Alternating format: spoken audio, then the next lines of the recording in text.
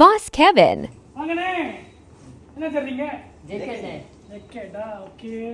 என்ன பைக்கு? EX5ண்ணே. BMW. BMW. Okay. Alright. Okay, என்ன சொன்னீங்க? EX5-ஆ?